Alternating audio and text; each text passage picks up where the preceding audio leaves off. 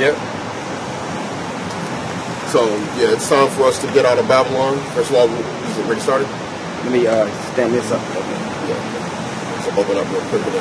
It's recording, bro. I got it on already. Oh, it's recording? Oh, it's already. Okay.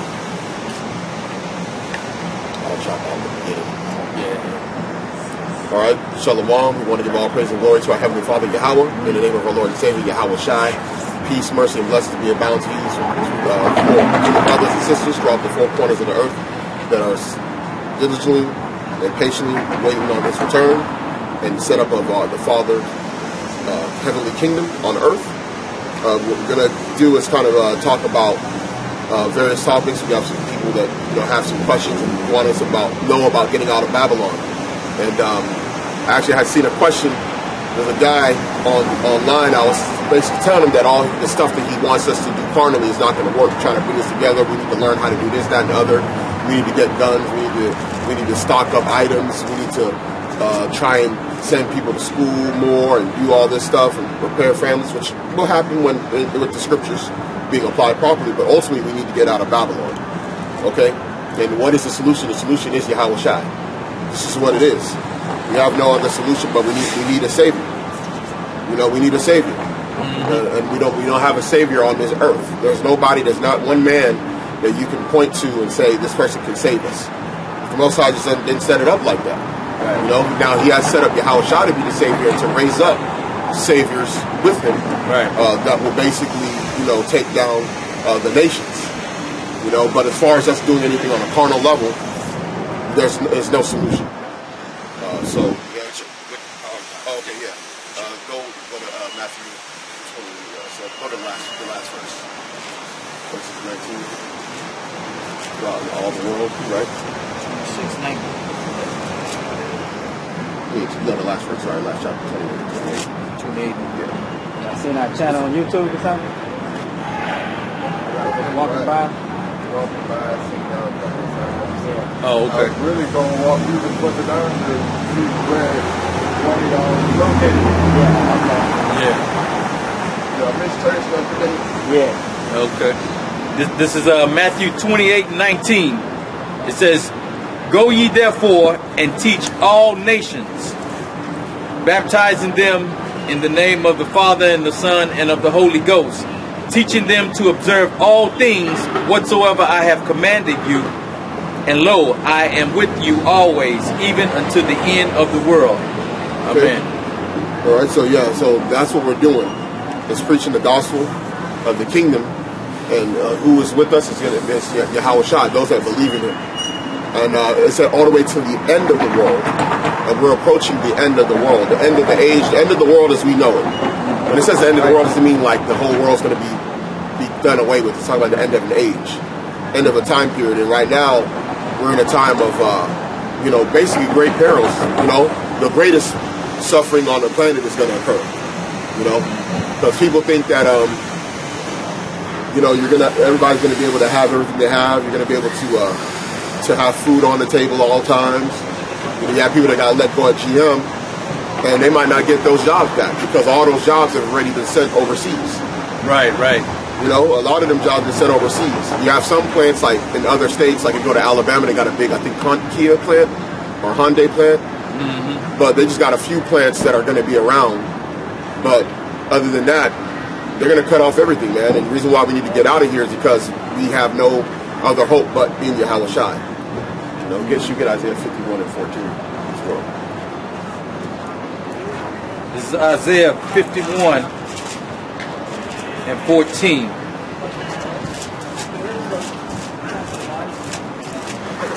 And it says, "The captive exile hasteneth that he may be loosed, and that he should not die in the pit, nor that his bread should fail." Yeah, so the captive exile, we are the captive exiles. We are the children of the captivity. And whether you believe it or not, you have guys out there saying they're free. I think I seen a Slim Thug's Instagram. He was saying, "Man, thank God that I'm free." I'm like, what's this? Jake, you get a few cars, whips.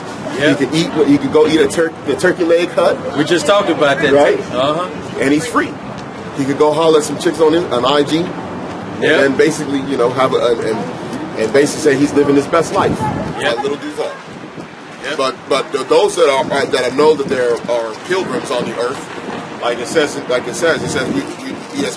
as pilgrims on the earth. Right. That we have no continuing city, right? Right.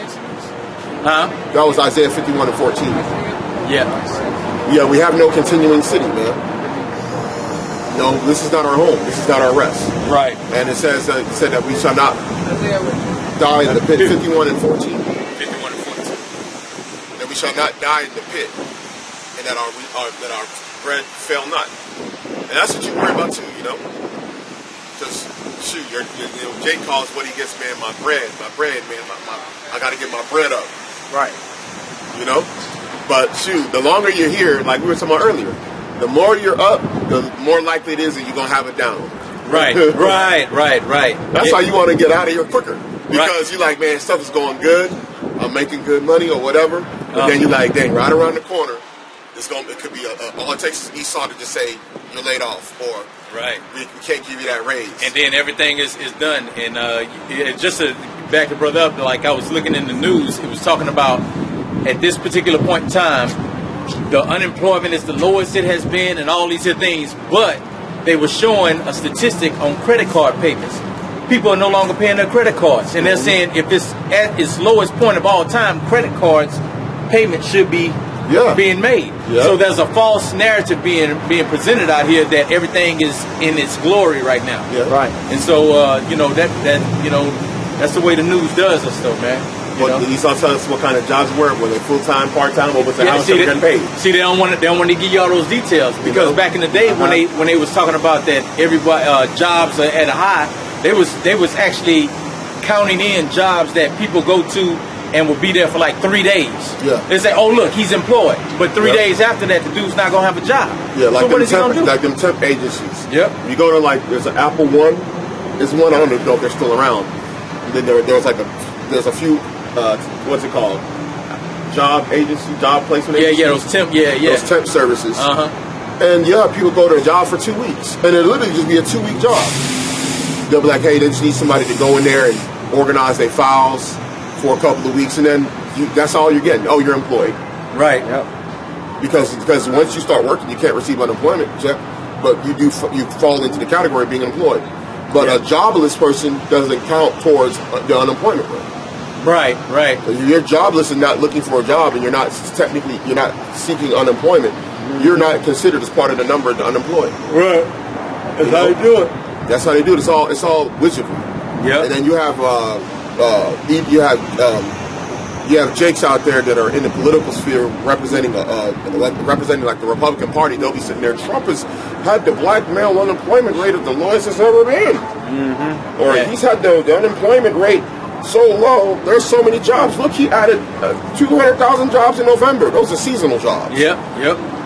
They got jobs out there. They'll hire people quick. They'll hire some people. Always look, the job rate gonna always be high, no matter who president. Yep. During this time of the year. Right. Because it's a seasonal job. Yep. That's right. It's a seasonal job. Yeah. It's not because those people are going to have those jobs on a permanent level. Right. See, the problem, when you're looking at that carnal measure, man, it's not going to fix your situation. You always have to go to the spiritual. You got to make a covenant with Yahweh and Yahawashi. And that's the only way that you're going to be able to escape the pits of hell and death, man. Is through making a covenant with him. Yeah. That's the reason why a lot of some people are starting to wake up and realize that we need something better. Yeah. You need something that you can't rely on this man to help you, man. Right. I think we read it a couple of weeks ago. Yep. About a nation that cannot save us, man. Yep. That's right. Yeah. This is 2 Chronicles 15, starting at the 12th verse, and it says, "And they entered into a covenant to seek the Lord God of their fathers with all their heart and with all their soul, that whosoever would not seek the Lord God of Israel should be put to death, whether small or great, whether man or woman." So, by not seeking the Most High, especially in these times, man, the only alternative you have is death. That's right. That's for man and woman, Yep. small and great. So like the brother said, you know, Slim Thug, like, hey man, look, I got bread. Jake get bread in his pocket, man. He don't think about the Most High. Yep. His bread ain't filling. His bread ain't filling. His bread ain't filling. It ain't filling. See, when you're a captive exile, you realize at some point your bread gonna fill. So you hasten, hey man, come back, man. Come back. Cause see, we like the brother said, in the good times, you like, man, look, I know the bad about to come, man. I know it is. See, Slim ain't got that problem. Yeah. His bread, you know, he like, man, look, I'm good, I'm free. It says in prosperity, man, you forget poverty, man. Yep. And you see, when the good times roll, man, people, they ain't thinking about, you know, too many times about how it was before. Sometimes people forget. Yeah, people, they'll come up from a low degree, and then when they get up there, they clowning guys that are below them. Come on, man. You know? You guys ain't nothing but broke niggas, man. But then before he got where he was broke. Yeah. But then he'll call a guy and call him broke when he's up. Man, you can't. Man, it's been a roller coaster ride throughout my life with bread, man. I get up a little bit and then I go right back down. I ain't never had that steady stream to where I be like, man, I'm good. You know, if I'm good, it's for a short period of time. And when I say a short period of time, I'm saying it ain't even a whole year where I've been good. You know, I have like a long stretch would be like 4 or 5 months where I know I just got bread. I can say, man, I can go and do something and I ain't got to worry about nothing. But then, you know, once that ends, bro, you know, I'm like you know, like everybody else. And that's what the scriptures call the poor, bro. Right. We the poor of the earth, man, because it ain't like you know, I can go out and just buy whatever I want. I like to have me a brand new ride, you know. That's right. Hey man, but I gotta pick up a used ride, you know, to get to and fro. I can't. Then most of the time, whenever stuff do start going right for you, you gonna spend all what you making trying to get out the hole you was already in. Come on, bro. You know what I'm saying? And then by the time you get up out of that hole, you slipping back down again. Slipping right back down, bro. It's a continuing pattern, man. Continuous cycle, man. Man, I was talking to my old man about this about 2 days ago. I was like, man, he was talking about, you know, we was talking about age, and he was remembering when he was my age and everything. And then I was telling him, I said, man, I say, dang, boy, I said, be hard just getting up here having to go to this place, man, and do this. And he say, hey, boy, just remember one thing. You got 20 more years of doing that. He said, I was like, man, you know, I mean, that's what he's saying, but, you know, I ain't thinking that this place gonna be here, but I understand where he was coming from. You know, if you're in that predicament, man, you gotta keep on working, bro. Keep on, bro. Because like when he retired, man, he was like in 65 years old or whatever, and he like, man, he looked at it and he ain't got no bread like that, bro. He on a fixed income now. That's right. You know, so it's like you can never get out of that poor state, man. And then when they put you on that fixed income, you can't just go out and get another job. Come on, man. You can't go. You might go get a part-time. You can't go out and just get you a no full-time job. Man, that's not, man. It's limited. That retirement gonna limit you to what you can earn. That's right. Yep. Yeah, it ain't gonna give you but just a portion of what you were making. Yep. Yeah. And then a lot of times, if you're in that 401k, depending on when you had it in there, it could have been during rough economic times where that joker wasn't really growing. Right. Because then that's where they want you to come with your portfolio and try and take risks, and you can lose more. And you can lose more money like that, bro. That's what's so cool about this thing, man. You give your money to Esau for him to go and gamble your money. Yep. And he's making money, interest off your money while it's in there. Come on. You can't touch it to retirement. Come on. If you touch it, it's a 10% fee. Why not keep my own Plus money? paying taxes on it. Come on, man. This man's a thief, man. It's a straight hustle. Straight thief, bro. Straight up, man. That's why that's the reason why you see how Esau is going to be able to control everybody, because he controls the money, man. Yep. All these Jakes thinking that, man, y'all going to have to take the chip, man. Yep. Y'all want to keep, you know. That's what he's going to do, man. Whose image of superscription is it? Yeah. Yep. It's Esau. Man, that's the way it is. That's why it's called the mark of the beast. All right, bro. The beast, man, is Esau. That's exactly. He's the red beast. That's right. This man, all he got to do is just switch up the game on him. This is Ecclesiastes chapter 2 and verse 11. Then I looked on all the works that my hands had wrought, and on the labor that I had labored to do. And behold, all was vanity and vexation of spirit, and there was no profit under the sun. So, but anyway, all this working that you do you're doing it for what, man? You know, you're doing it to go and get by things that really just meaningless, man. You know, so vanity. You know, all that stuff gonna be gone with the wind anyway, man. Yep.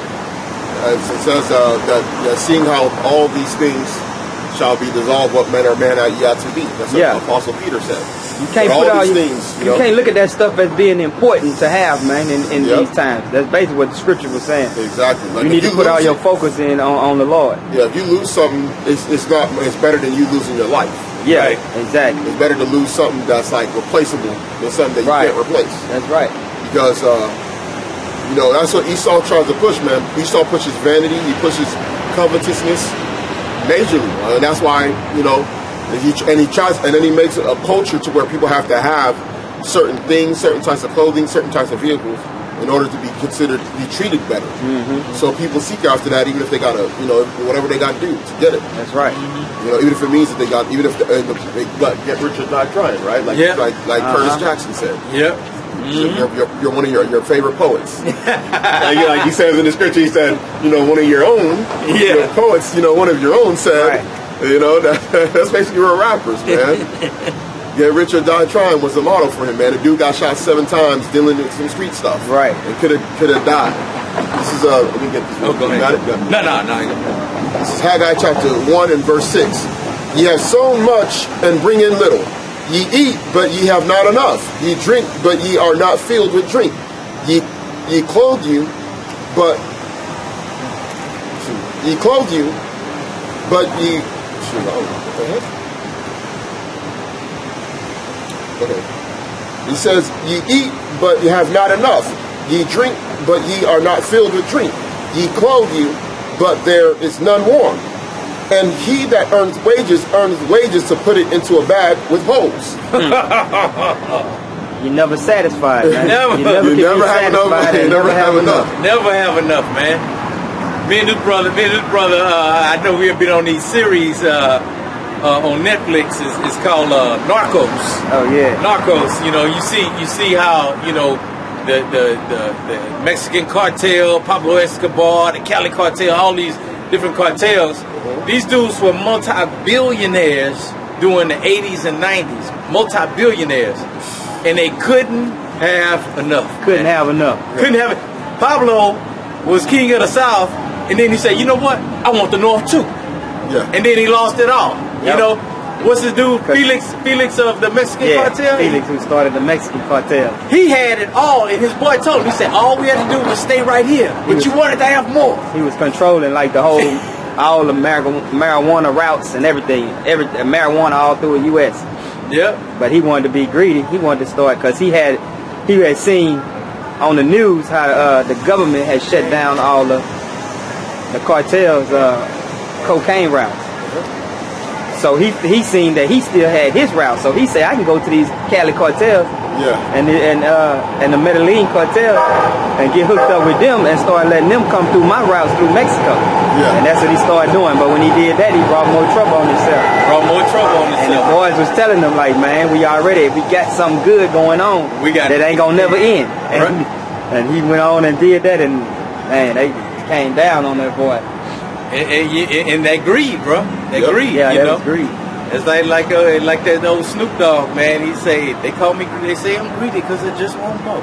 And you know, so and that's how. What about that Busta Rhymes? Give me some more. Give me some more. Give me some more. Mm-hmm. See, that greed is a killer, man. You know, and seeing what that greed, you know, it can touch on so many different levels, man. And that greed will cause, you know, that Holy Spirit to not dwell within you, you know. Because you're dealing with all these different types of spirits. Spirit of greed, spirit of lust, all these different types of spirits or whatever, man. But you got to pray that the Most High, for brothers who are in the truth, not to take that Holy Spirit and allow one of those other spirits to inhabit your vessel. That's it. You got the precept. Oh yeah.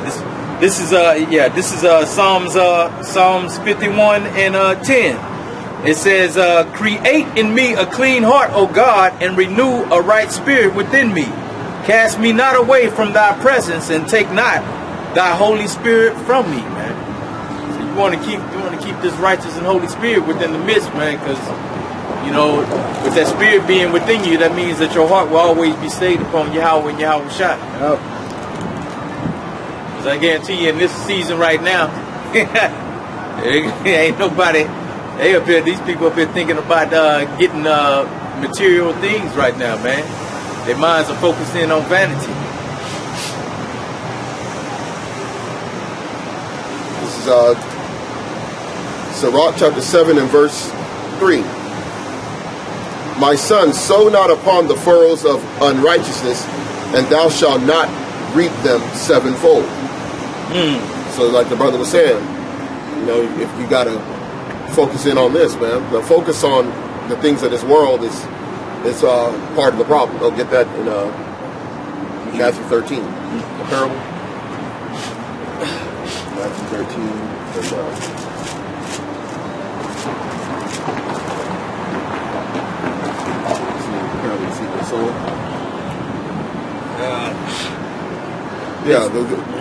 Because what happens is that if you focus on those things of this world, that's where you basically aren't able to continue growing.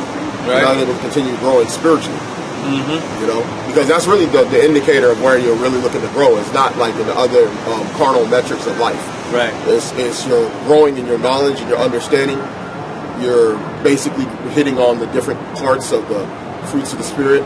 Yeah. And then you also talk about that in the book of Peter about basically like the keys into the kingdom, which basically like deals with the different aspects of your faith and your walk all the way to the end.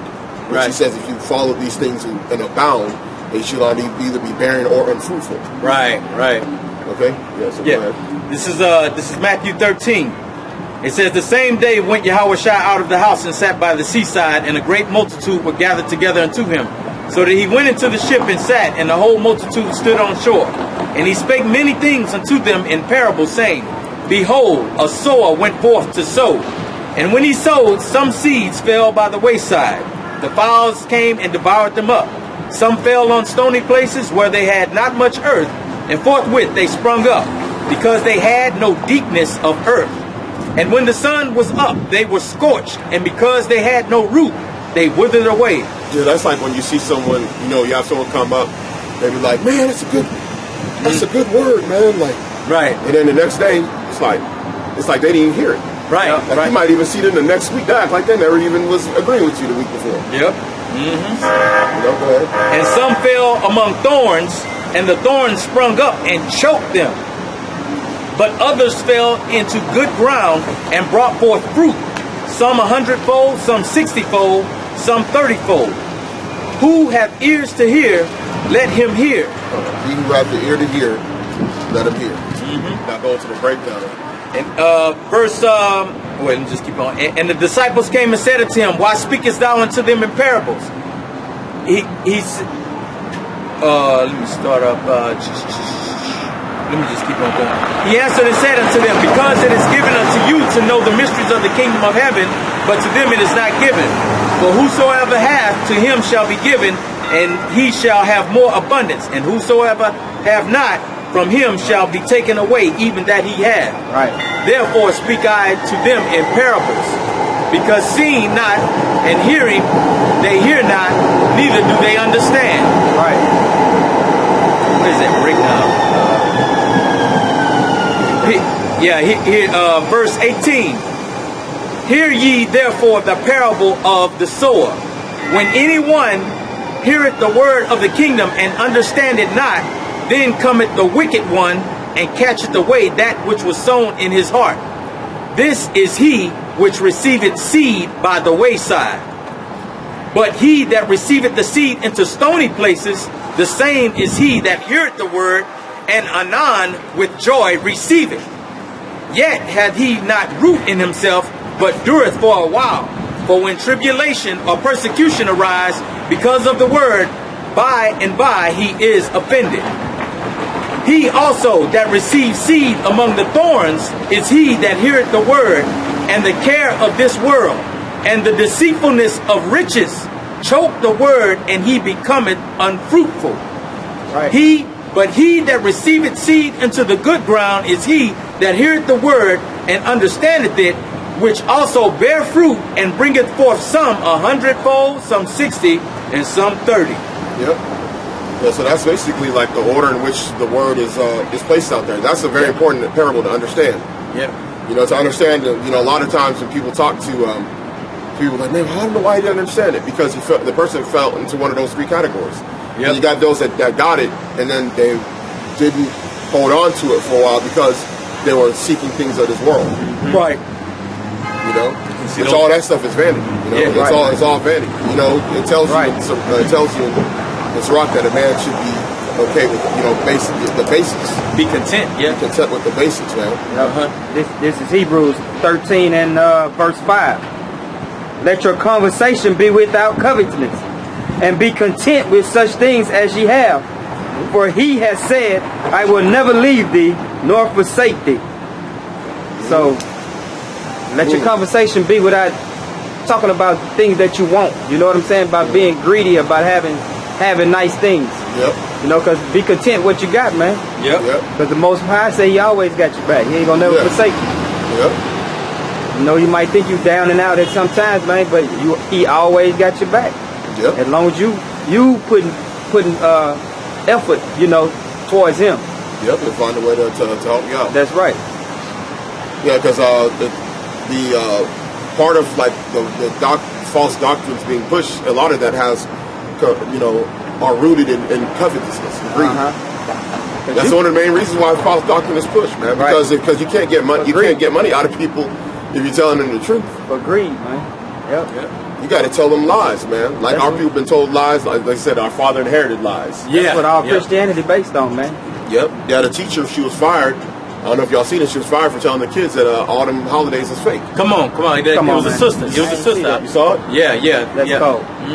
Told them it was fake. So and the they truth cut got it no bearing in this society, man. Yep. And there's money involved with that. Yeah. Because see, you can't, on the surface, you can't see it. You think it's just religious or don't let them be kids. No. That's right. There's a whole freaking industry. There's whole economies. There's whole companies and elites and people that own stores that need people to believe in them holidays, that need you to freaking give your kid the best Christmas ever. And that, you know, like the scriptures say, the love of money is the root to all evil, especially in this society, because just like me and we was just talking about that Narcos piece, those people love that money so much, then the United States get involved. Why? Because they said that they would dwarf the U.S. economy. Yeah. So the businessmen here in the United States were concerned that those Latin countries would make so much money that the United States would no longer have that supremacy economically. And so they was like, oh, well, we got to get into this game. We got to just say no. You know, all that type of stuff coming out, you know. This scripture here applied to what the sister just did. This is Ecclesiastes chapter 1 and verse 18. For in much wisdom is much grief, and he that increases knowledge increases sorrow. She had a wisdom on that these holidays is wicked, man, and you're not supposed to partake in them. Right. But when she tried to spread it, she suffered sorrow. She lost her job, man. Yep. You know? Yep. Yeah, that's why a lot of people, you look at a lot of like, if you're a brother or sister in the faith, there's a lot of jobs that you can't work. Yeah, right. You know, there might be jobs and issues when you believe it, when you come in, that you are in, but you're not. And then when you realize that what it's about, you're like, yeah, this goes against my principles. Right. My principles are believing in this. There's jobs you just can't do. Yep. You know what I'm saying? If you're a girl, you got to think twice about being a waitress at certain spots. Right. Yeah. You know.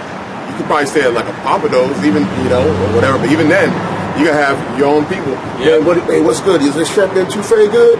Yeah. How is it? You sitting there just like This all abomination. It's abomination, but you gotta sit there and talk. That's what I had ideas of, like, you know, starting maybe like a food truck and sell like Cajun food. But I like, look, I'm gonna be serving abominations to my people. Yeah. Because Cajun food consists of nothing but abominations. Yep. Like boiled crawfish, fried catfish, shrimp. Full abominations. If you want to do a franchise, you gotta keep it open on high holy days. Yep. You know? Come on. So like you got a Subway franchise, you making money, but then you now got it open on days that you don't really want it open. You got somebody going to work and serving Jake ham. You know? You can't tell them, hey, we want to be a Subway. We don't want to serve ham. We don't want to be open on Sabbaths. And you're not supposed to even touch that stuff. So how you gonna look in that? But other nations, they can do that. The only thing you can do is like you got to create your own independent thing and then be shut down when you want to shut it down. You know? So it's a lot of stuff, man. You know, it's just like, you know, even in captivity, you know, you're going to serve in companies and places that really are disenfranchising people. It's like Daniel. He was what's it called? He was part of like an advisory committee for the king of Babylon. You know, but the king, he could go out and just go and do stuff that you wouldn't agree with, and you just sitting there like, man, I'm in captivity. I can't do nothing about it. Shoot, I'm gonna give you a prime example, man. We were. This was 2016. 2016, man. We got a deal from our job, and they basically told us that there is no overtime, no more overtime, but the work that we had was a vast amount of work. And look how they worded this thing. They said, we need you to finish the work, but there is no overtime. But the work entailed that you had to do overtime to get to work. And we like, well, we get overtime. They told us there is no overtime, but you have to get this work done. And we looking at each other like, well, how the hell are you gonna get the work done if there ain't no overtime? And they was basically saying, if you don't do the work, you can leave. Because they was cutting people at that time. They gave us basically that ultimatum to where they wasn't going to say work without overtime because they could get sued. So they gave us the thing like that. You going to work and you got to do this work. So basically we had to do the work overtime and not get paid for it. And it was cold-blooded, bro. This is cold-blooded. And y'all documented all them hours, though, and then went to a lawyer and got paid for it. Because I was like, and then because they know that's illegal. That's why. That's it. And see, and we don't have to do that. We don't have to do that. What you call them? Swiping in. The swiping in so and stuff. They can deny that. So they be like, nah, we never did that. We never told them that, you know. And so nothing was never, you know, done on email because they knew what they was doing, bro. Yeah, they try to put them extra work on you. It's like they did in the back in the days. It's Exodus chapter 5 and 7. This is what they did. This is what they did to you. And Pharaoh, actually verse 6. And Pharaoh commanded the same day the taskmasters of the people and their officers, saying, ye shall no more give the people straw to make brick. And hither therefore, let them go and gather straw for themselves.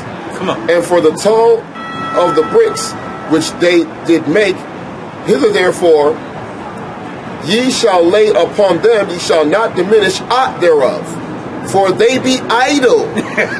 You be idle. Ye are idle. Idle meaning you're lazy. This is a common thing that they tell Jake when you don't when they piling on work on you. Esau will say you're lazy. You idle. Yeah, idle. He says they be idle. Therefore they cry, saying, let us go and sacrifice to our God. Cold, bro. When you say that you want to get out of it and you want to go and get out of this land and worship it, you're lazy. Get a job. Yep. And see, me and the funny thing was your bootstraps. And the funny thing was, me and the two dudes that I trained all got to work. All of us got to work, man, because they're like, oh yeah, give it to them, and you like, man, what about these dudes over here, man? And it was just and Pharaoh put more work on him, just like your boss put more work on you. And then when you can't do it, and you're upset about it, crying about it, he says you're lazy. You're lazy. But he put more work on him and said he wanted it still done in a timely basis, like it was done before you had this extra work. Boy, and Issachar, one of the dudes that I work with, he's like, man, he He said, man, we did a whole year. Joseph be texting me. He's like, man, we did a whole damn year of overtime and didn't get paid. And then, you know, but the thing with him, he was like, he was looking for the other gig, and being in the sector that we're in, he would have been getting less pay than what he was making regular right there without overtime. So he's like, man, I need to find another job, but dang, man, they ain't paying nothing out here. And I was like, yeah, them wages are stagnant. It's, bro, I'm telling you, wages are stagnant. It's across multiple industries. Yeah, it's across. Hey, man, oil and gas is getting hammered, bro.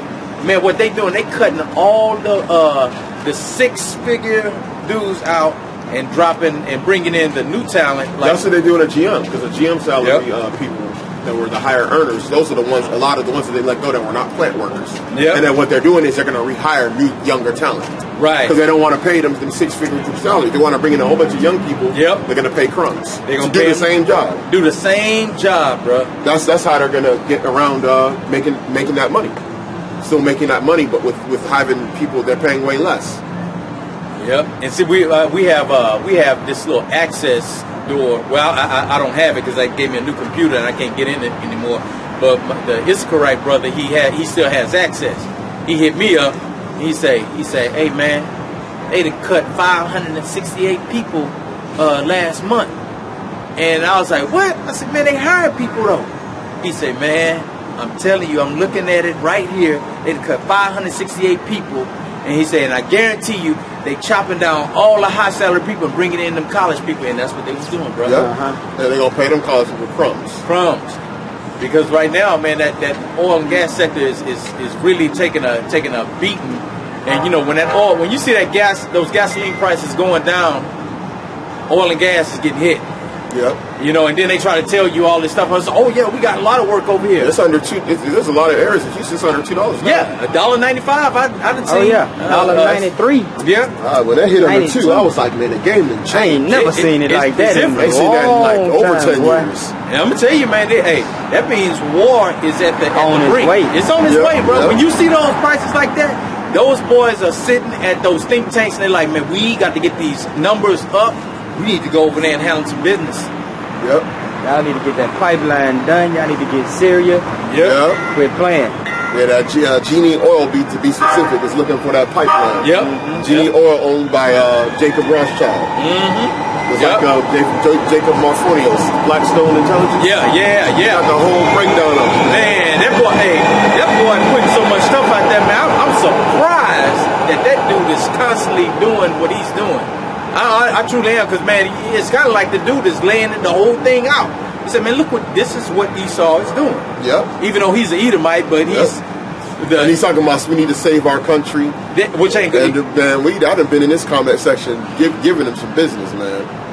I'm like, wait, you're talking about all this stuff that's happening, but you're talking about this Palestinian stuff, but what about what happened to the natives? Come on. What about happening to black people? You over here talking about you doing all these Palestinian You don't want to videos. talk about that. You don't want to talk about that. It's save our country.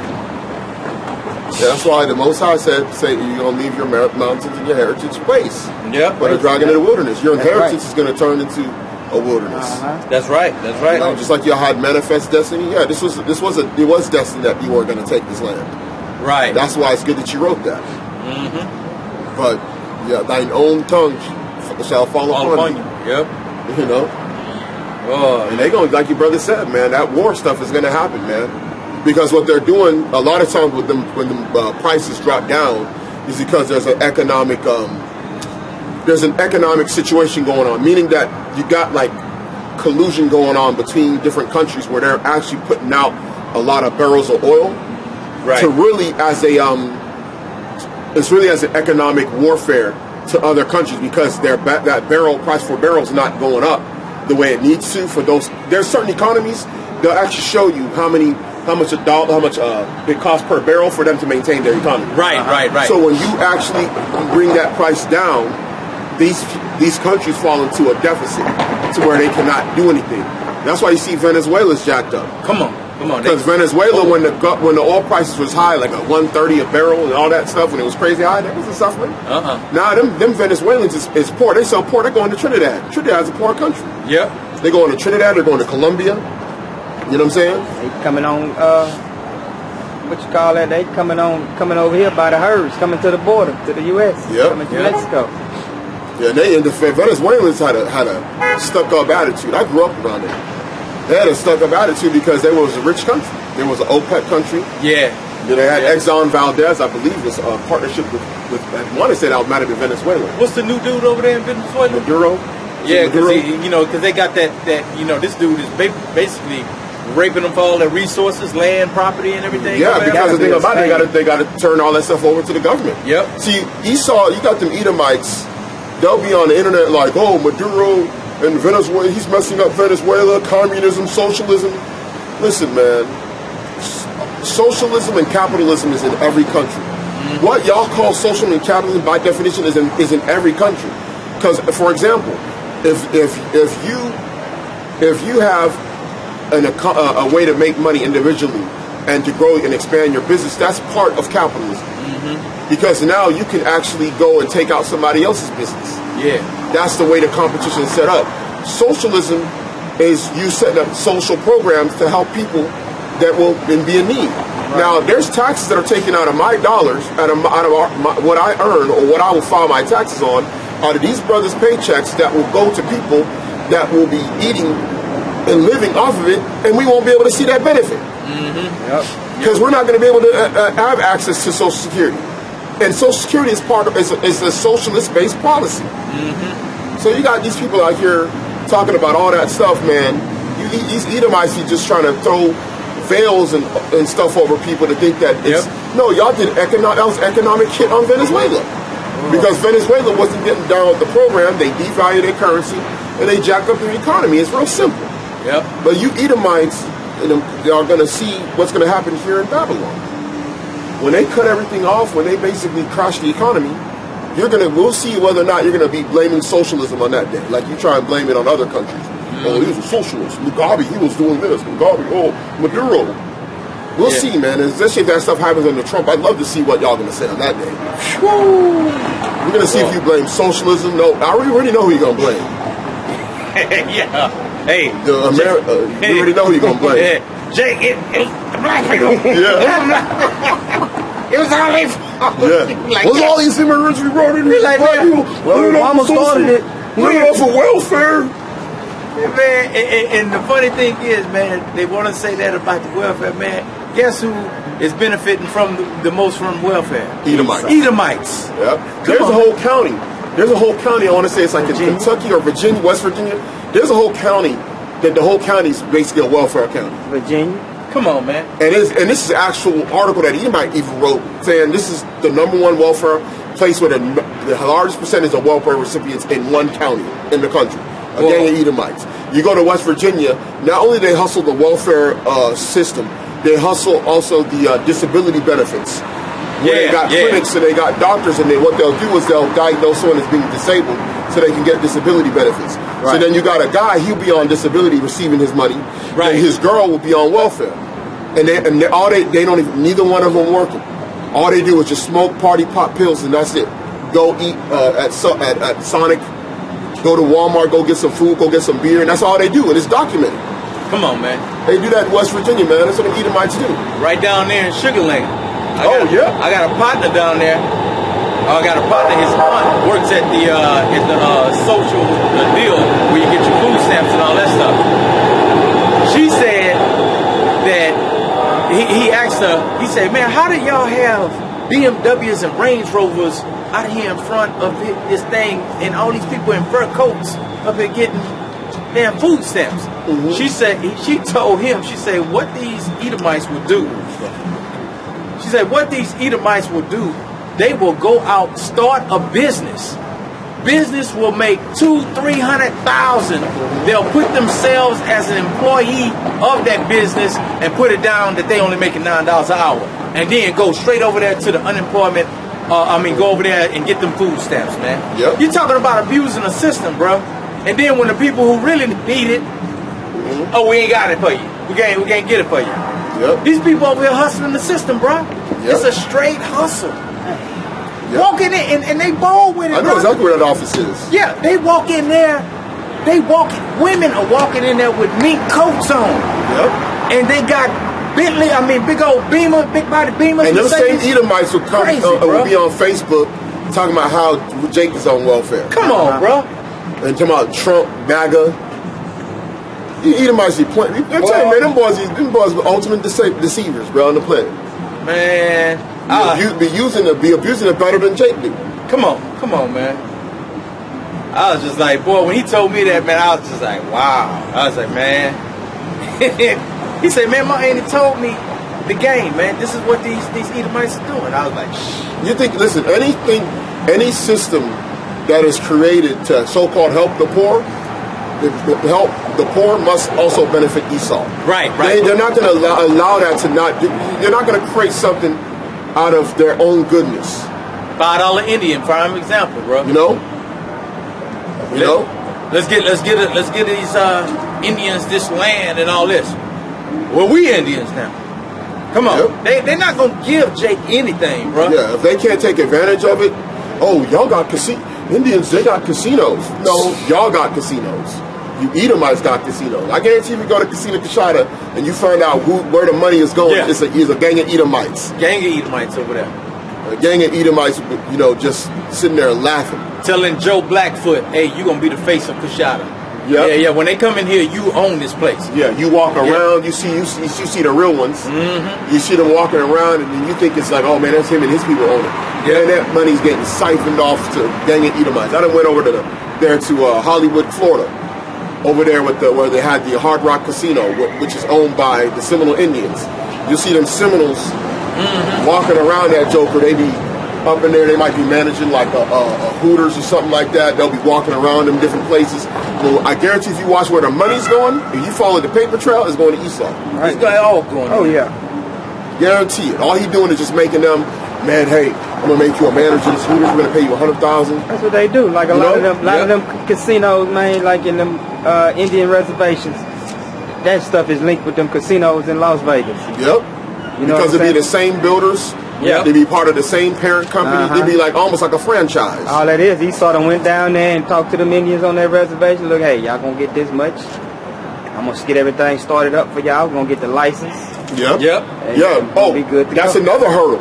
The stuff like gambling licenses, things like that, alcohol.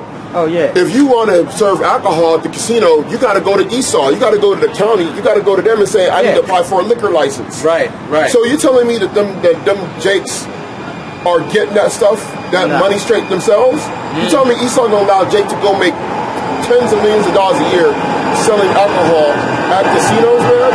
At a whole casino resort? And he ain't gonna touch that money? You must be out of your mind, bro. You must be out of your mind. Any club that Jake owns in a major city, he got to pay out Esau, man. If it gets big, then he'll shut it down. That's why you see Jake clubs, they shut down every few years. Yep.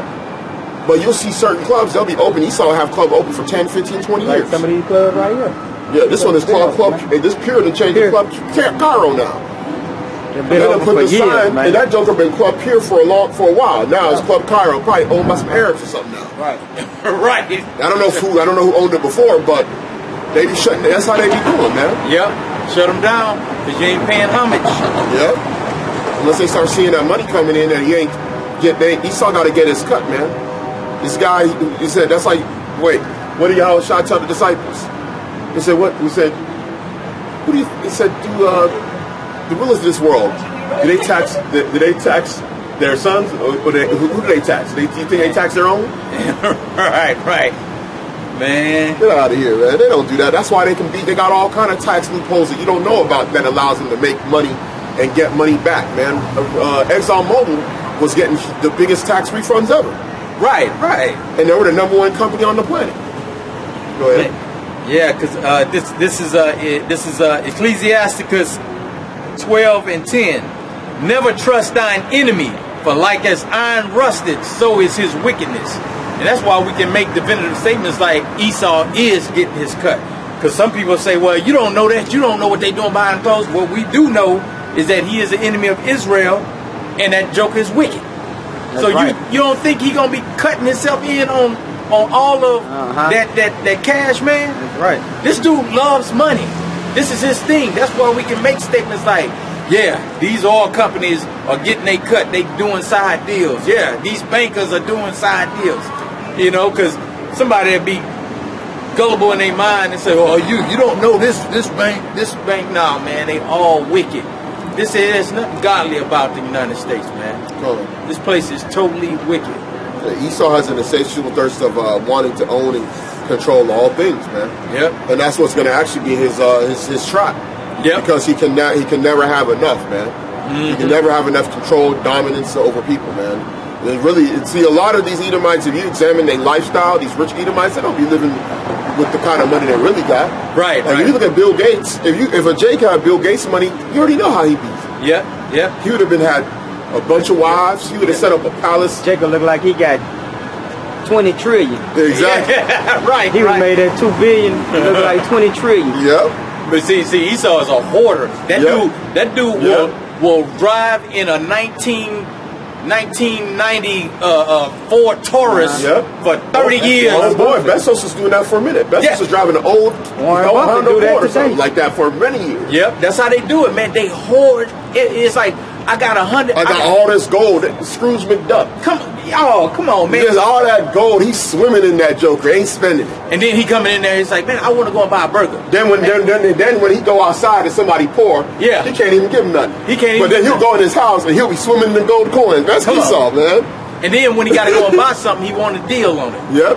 That's a person who hoards his money, man. That love of money is their root, bro. Yep. This is Obadiah chapter, Obadiah, only one chapter. Obadiah verse 5. If thieves came to thee, if robbers by night, how art thou cut off? Would they not have stolen till they had enough? If grape gatherers came to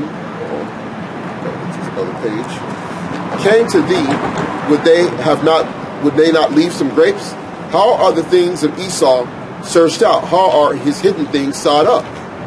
See, Esau will steal more than he needs to, man. Yep.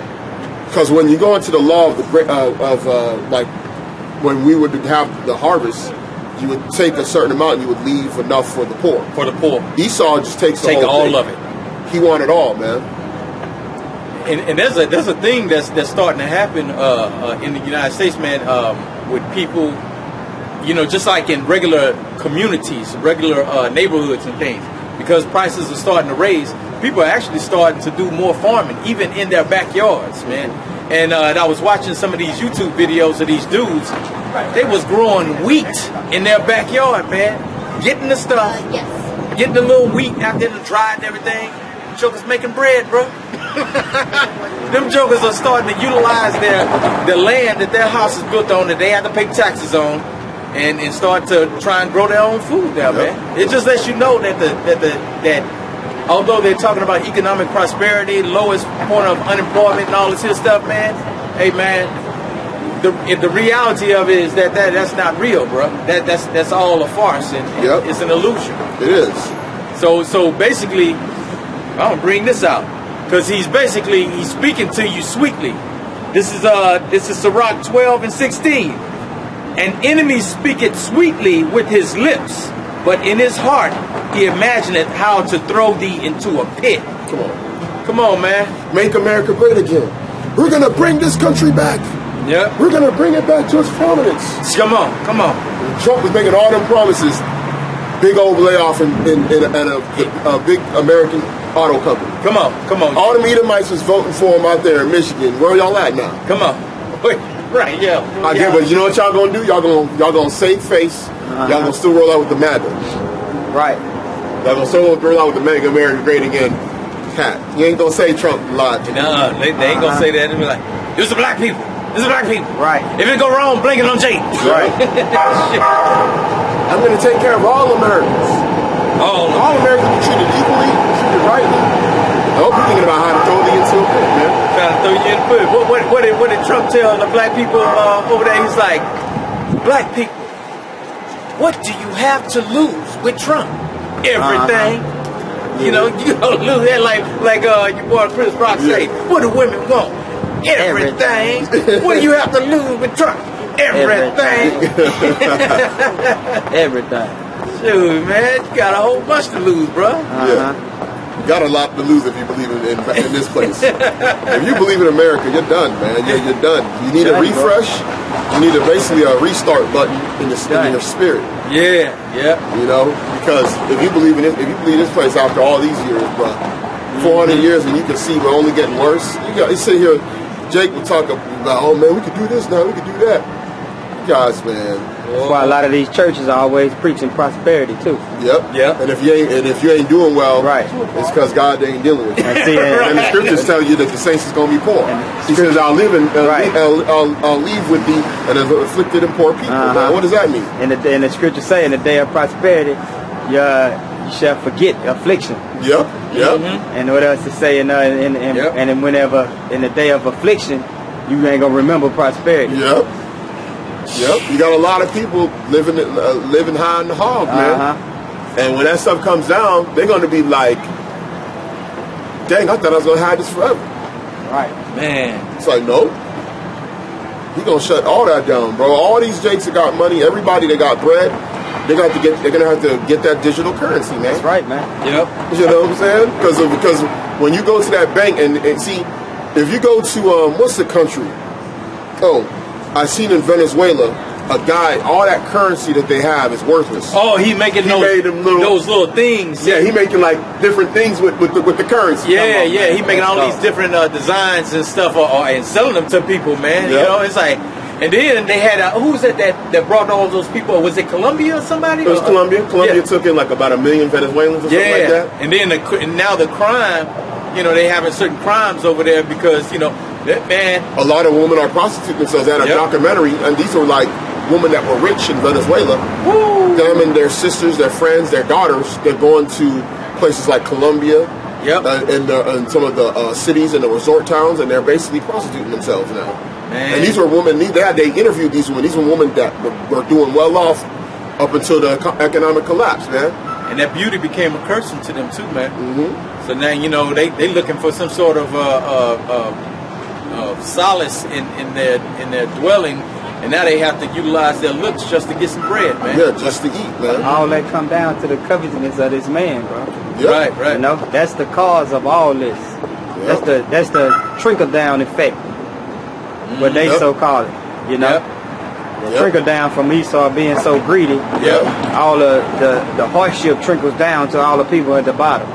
From him taking from the ones at the bottom. Yep, because the only Edomites that probably made out like abandoned places like Venezuela were probably bankers. People that were like from Spain, they got connects in Spain because there's direct Spaniards, and then they also were tied into the elites. Those are the people they already knew. They done probably went and bought houses and cribs. If you probably go to a place like Miami, LA, I guarantee you see like a gang of Venezuelans that are breaded up. I guarantee you they escaped all that stuff. They just bred it up because they were in the know. That's it. They knew. They were in the know, man. Took all these folks' money and everything and ring. Because the elites they're gonna let their own people know. Hey, listen, we're about to put an economic hit. What you're gonna do? Go ahead and sell your home, sell your car, take your money out of your account, and then you come back and just come up here to Miami with some of us. Right. So that's kind of like how the Rothschilds got their power. When they did those economic collapse, and then they bought it at a low price. Grabbed up all this land for pennies on the dollar. When all these wealthy people were over here at the crash in '29, they knew it was coming, bro. And then all these wealthy people they had to sell all their possessions and give it up to the Rothschilds, man. And lost it. It's very deceiving out here, man. Very. That currency, that paper money that you saw Mayweather playing with, it's going to be used like that dude was in that video, man. Right. When you go into your butt with. People are going to be just burning them, man, to keep themselves warm. Because the money's worthless, man. It's so devalued. People they don't even want that anymore. They're like, listen, man, I just gonna go and just find a place where I could just go grab a couple of fruits off a tree, a couple of walnuts that fall. And then I'm gonna just see if I can share a loaf of a slice of bread with somebody to mix that in. Right. You know, and then try and see if I could go get me some fresh water somewhere and boil it. Go get some water and boil it and wait for it to cool down and drink it. You know, to quench your thirst. Man, look over there by the train thing. Man, what the heck? Well, RuPaul. gone. Man. And that's the ones be fighting for rights. Yep, Esau got Act the like bamboozled. that. Look at it. It's ridiculous. And got a homeless bag in his hand. He's probably going to do better off than everybody else because now he falls into the protected category. He's now in a protected class. He gonna get a house and everything. Yeah, he's in a protected class. He can mess around and get housing and say he's discriminated against. I can't live on the streets because everybody's picking on me and Yep. harassing me. They're going to come through and swoop him up and basically give him a place to stay. Probably put him over Galleria and make him a makeup artist. Man, this is the wickedness of this place, man. It's the wickedness of this place. That's right. You know? That's why this place got to go. Because they spreading it all over the world. Done spread it all over the world. Yep. Yeah, like you were reading the other day in Jeremiah. That's a cup that the nations made to drink. Yep. You know, until they're drinking. This is 2nd Ezra chapter 4, verse 29. If therefore that which is sown be not turned upside down, and if the place where the evil is sown pass not away, then cannot it that is sown with good, then cannot it come that is sown with goods. So what does that mean, Doc? Until this place gets destroyed, man. Come on, man. The kingdom cannot come. Until the place where the evil is being sown, the good cannot come. That's right. Got to be destroyed. The kingdom can't be ushered in until this place is destroyed. That's in the scriptures, man. That's right. So this place got to actually go. And it says the place. Yep. The place that's sown some evil. brothers out there saying that this is not going to be destroyed, Come though. on, man. This right there is a major cut to the doctrine that's been pushed out by certain camps. That's one of my that are favorite pushing out a scriptures doctrine right saying there. America's not going to be destroyed. Man. Oh, the missiles. No, the most going to start talking. It's going to be on fire. You know, Man. get out of here. This place is gonna be annihilated. This man. is the freaking crowning achievement of Edomites, man. It sure is. This is their the symbolism of this place going down means Esau's through. Yeah. See, when you got to understand war. War is always the same. When you take down the capital of any nation, that nation is through. That's And that's what happened with us. When you see, that's why you got to be a historian about war, about nations. When you go through war and you see why these countries fell, when their capital was taken down, they were through. Yep. When the Persians fell down, because they moved their capital came out from the Babylonian Empire. Yeah. The Babylon was actually considered their capital because that's where the king of Persia stayed. When Alexander came and he actually sat on that throne, it was over. Yep. When he made himself king of Babylon, it was done. When you go through Hitler, the fall of Berlin, that's when he was done. When you go to Rome, when the Roman fell, Edomite Romans was all over Europe and in parts of North Africa and Asia. Asia, Asia, West Asia, which is now falsely called the Middle East, which was falsely also called Asia. When Rome fell, all of them Edomites was done throughout the whole region. Yep. Anywhere else where the Roman territory was, when Jake took Rome, they were through. They were done. So that's the reason why when you read in scriptures, the Most High refers to the people by their capital city. That's right. That's right. He says Tyre. Yep. He sure did. You know, he gives you Jerusalem. He gives you their capital cities because there's a spiritual significance with the capital place, which the land of your inheritance. Yep. So when that falls, the people fall with it too. They're done. That's right. They're done. It's like a spiritual mechanism. It literally is like that. Like the land's like, damn. That's basically where all ain't got me. Y'all done That's too. basically where all your power, all the power of that nation is at. Yeah. You know, all your leaders, all your infrastructure power. That's where it's at. Yep. And it's spiritual too. Yeah. It's very spiritual. It's very spiritual. When you get taken down there, you're done. Right. So this place, it's got to go. This is their capital on the planet. This is why they have the NATO. Yep. I mean, why would you put a treaty that scratches across the Atlantic if that wasn't some kind of, if y'all didn't have a commonality as a people? And then the top of NATO, everybody knows is America. It's America. Speaking of treaties, y'all saw what Putin said. He said, "Man, if Trump don't renew this nuclear treaty, we're gonna have to push. Right. Gonna do something about That it. boy say Trump He gonna react to it. He gonna react, yeah, he gonna react to it. So that boy talking about, hey, it's letting you know, man, this thing these are all, whenever something starts to happen in the midst of Esau society, they give you what they call indicators. Mm-hmm. Indicators. So this is an indicator that this is gonna happen. Yep. Man, there's so many indicators happening right now, man. It's ridiculous, man. Economic downfall indicators. They're little things. Credit cards not being paid. These are indicators. When Trump told the boys that he wasn't gonna renew that nuclear deal, and Putin say, hey, I'm gonna have to react. Indicator. You getting closer to the end result that the Most High was talking about. Yep. This place is gonna be totally annihilated, man. Got it right here. This is Isaiah 13:1. The burden of Babylon, which Isaiah the son of Amos did see. Lift ye up a banner upon the high mountain. Exalt the voice unto them. Shake the hand, that they may go into the gates of the nobles. I have commanded my sanctified ones, and have also called my mighty ones for mine anger, even them that rejoice in mine highness. But this is not talking about missiles right here. Because you can't, missile can't rejoice. Sanctified ones is talking about those that he sanctified and pulled out. Yeah. And then his mighty men, his mighty ones as well, ultimately. The noise of a multitude in the mountains, like as a great people, a tumultuous noise of the kingdoms of the nations gathered together.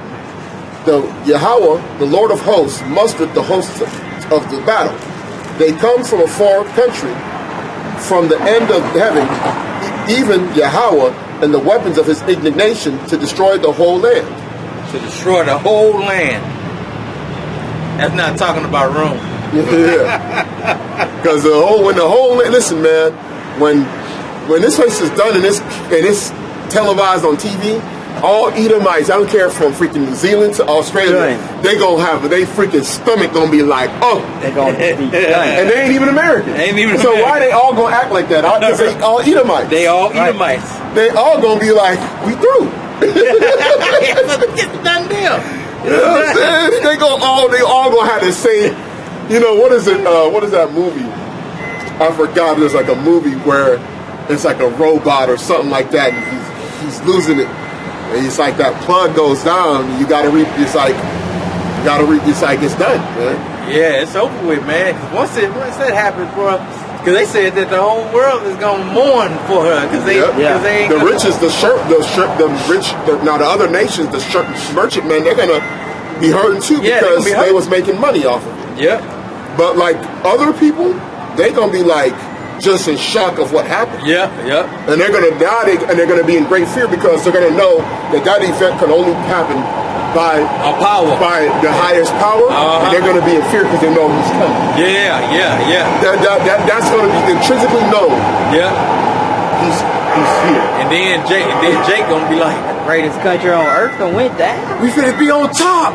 We finna be on top, man. It's about to happen. Yep. Shoot, man. The sanctified ones are gonna rejoice. Yeah. Oh, them that rejoice in his highness. Yep, that's Like right. I said in there, right? Whoa, man. His weapons of his indignation. He's gonna have all the nations come up and array against it, man. With the archer, with the archers, man. And they said they're gonna hit their mark, man. They got the. Yep. Man, that's going to be a beautiful time, man. The indication is that war is inevitable, man. That's right. It's inevitable, man. Yahweh's a man of war. Yahweh's his name, man. Can't stay king forever, man. Come on, Doc. Can't stay king forever. As they say, long live the king. Uh-huh. No, man. The scripture say, he that is a king today shall die tomorrow. Yep. Something like that it go. Yeah, I was listening to, I think it was somewhere in Psalms, it was saying something like that. Yeah, I think that's Ecclesiastes chapter 10. You can't go on and rule forever. That's why your average everyday Edomite, they can feel it inside of themselves that their time is up. Right. Mm-hmm. That's why they're acting the way they are. They don't know why they're acting the way they are because, again, they're programmed. Right. Every nation has a program, man. Like, They can feel it, They can feel it, man. They got their spidey senses is telling them Right?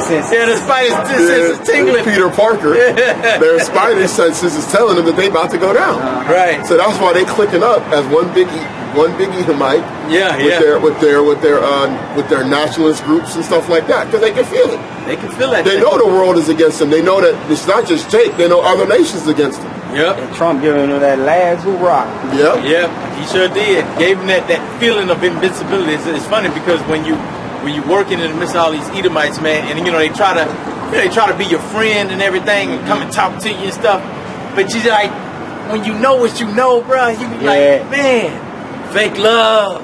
Fake love. This is fake love. You ever heard that Drake song? And Drake song called Fake Love? Fake love. I don't know what you up to me.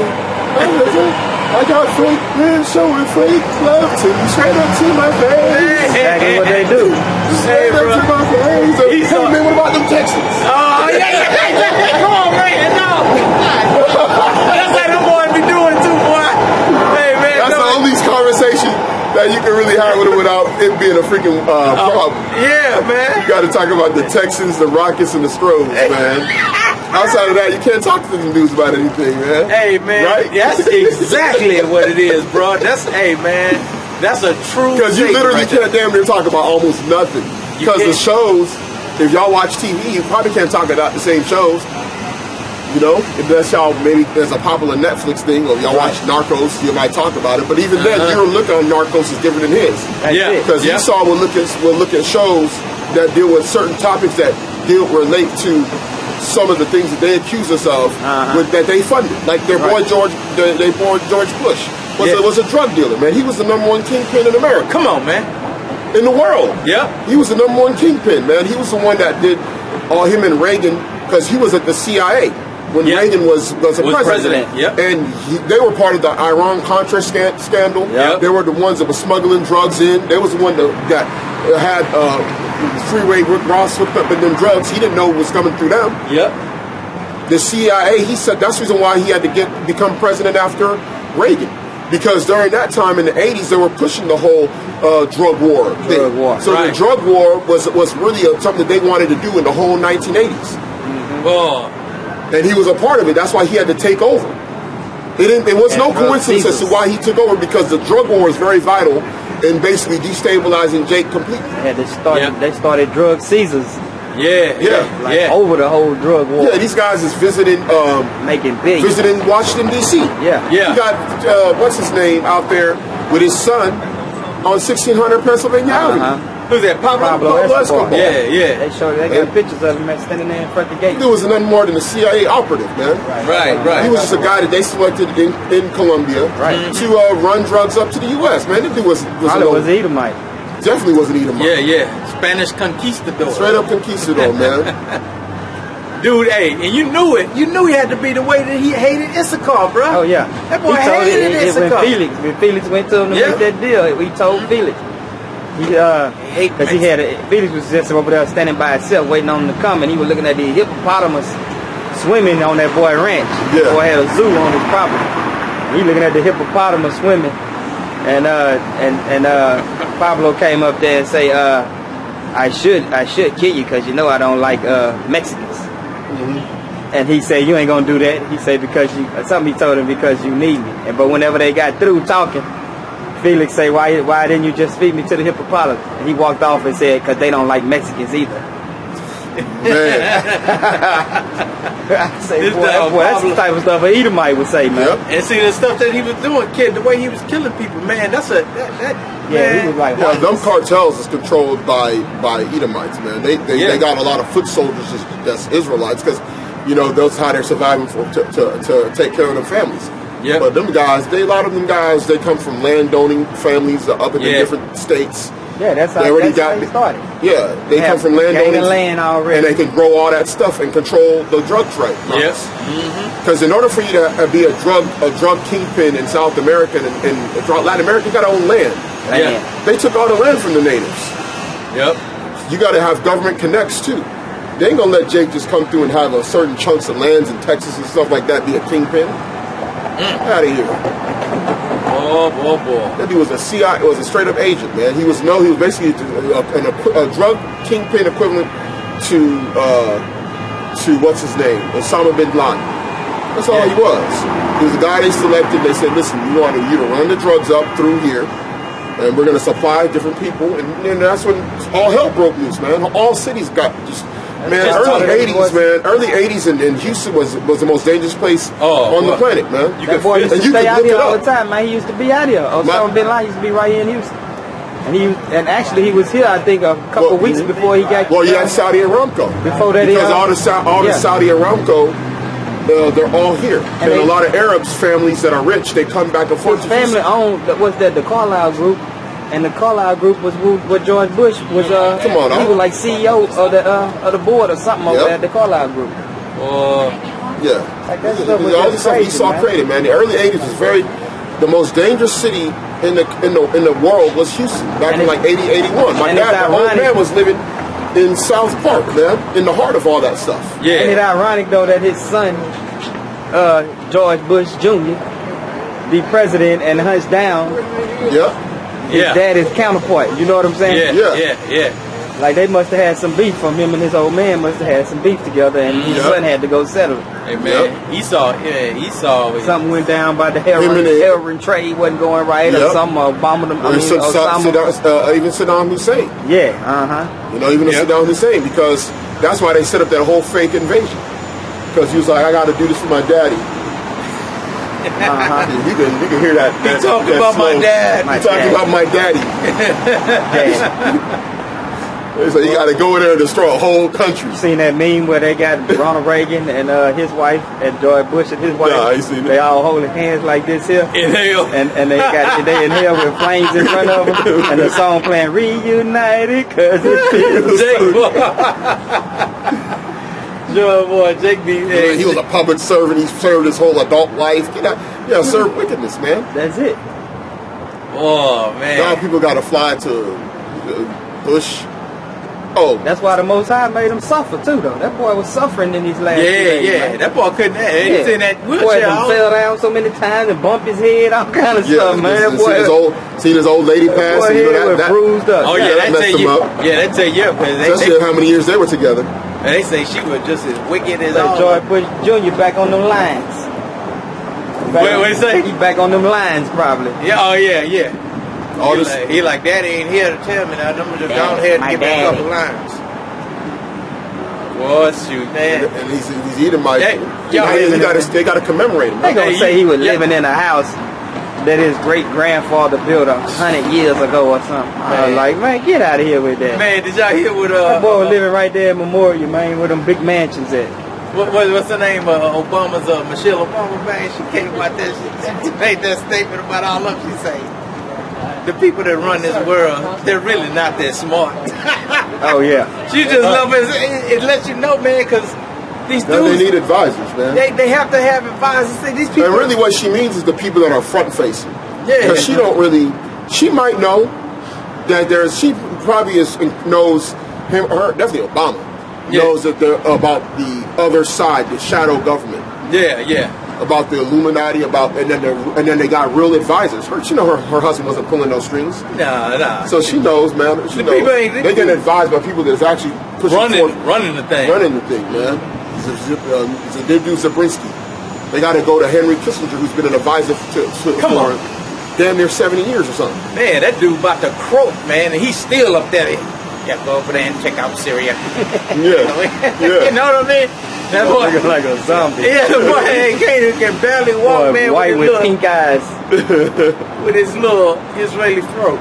Looking like a little, boy, look like a newborn rat. You know how a rat looks? Yeah. And what is he still trying to do? He's trying to shed blood on the earth. Wickedness to the end. This dude is crippled. He's still trying to find another place to shed blood upon the earth, man. We must go in front of the Rothschilds. We must tell them our next plan. We will have America go into a war. Yep. And the boys over there in Israel trying to impeach Netanyahu. They been trying to get this dude, man. Hey, it'd be like, man, they'll have all the charges on that dude, man. He'd be like, yeah, we finna impeach him tomorrow. And Netanyahu be like, "Nah, I ain't getting impeached."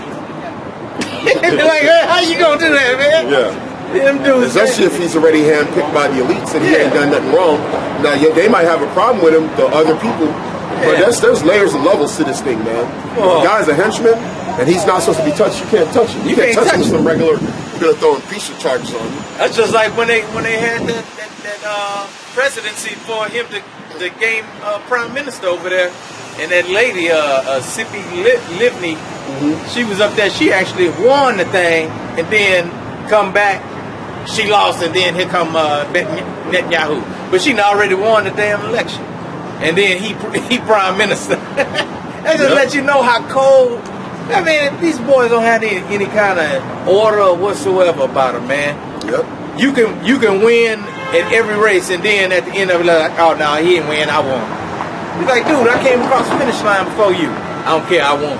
Yep. Esau always changing up, switching up the rules. Switching up everything, man, to suit what he feels, and they do that with each other, man. That's why the Edomites, when they do business with each other, they make sure everything's in writing. Yeah, because they know that they can't even trust their own word of mouth and agreement is not enough for them. It's not you. Or they're making a deal. Yeah. Trump says if it's not in writing, I can say whatever I want, and change my mind. That's inside of law too. Inside of when you go into the courtrooms. If you do not have that stuff in writing, man, that stuff ain't happening. That's the reason why Esau was saying, this isn't y'all's land, because y'all didn't have a written constitution. They'll say stuff like that. I got. It wasn't enough for it to be already yours. I got one for you. Inside of they had these guys going in for some kind of land deal or something like that. And what they do inside of the courts, you have people who record called stenographers. They're called stenographers, so they type up everything. So the dude goes in, court-appointed stenographer. Everything is typed out. At the end of the judgment, he's like, I won this is my land, blase, blase. Dude lost the case. The stenographer, since she was court-appointed, they took the whole typing that she did, went in there, marked that out. Yeah, mark that out. You got the black lines where they mark the stuff out and say, "No, you lost, sir." so the dude's like, "How the hell did I lose this? I got the stenographer, but it wound up being court appointed. So it's their stenographer. They just went there and took everything that was in favor for that dude. I mean, it's Esau on Esau, but still, they marked it out because the other dude wanted the land, and they had the judge in the pocket. So they just go in there and walk to somebody, and the dude just lost his stuff. I'm like, boy, these people cold, boy. Yeah, see, Esau can't do nothing by word of mouth and a few witnesses. Yeah. Like back in the day, you could just basically say, hey, listen, this is where I'm going to this is where I'm going to be buried. Right. And everybody knew. So if you died and your relatives came and you said, this stone is an agreement between our father and your father 50 years ago that this will be a place where he will be buried. Just like when they buried Joseph. They buried Joseph or they buried Abraham. Abraham. When Abraham was buried, when they took his bones to get him, he already had gotten the land. Yeah. He already had got it because when Sarah had died, he already had the agreement. This is where I'm going to bury. This is where I'm going to be buried when I die. Yeah. And that was a heathen. Yep. But Esau is the heathen of the heathen. Yeah. So his word is going to even be more, even though you're not to make no covenant with the heathen. Yeah.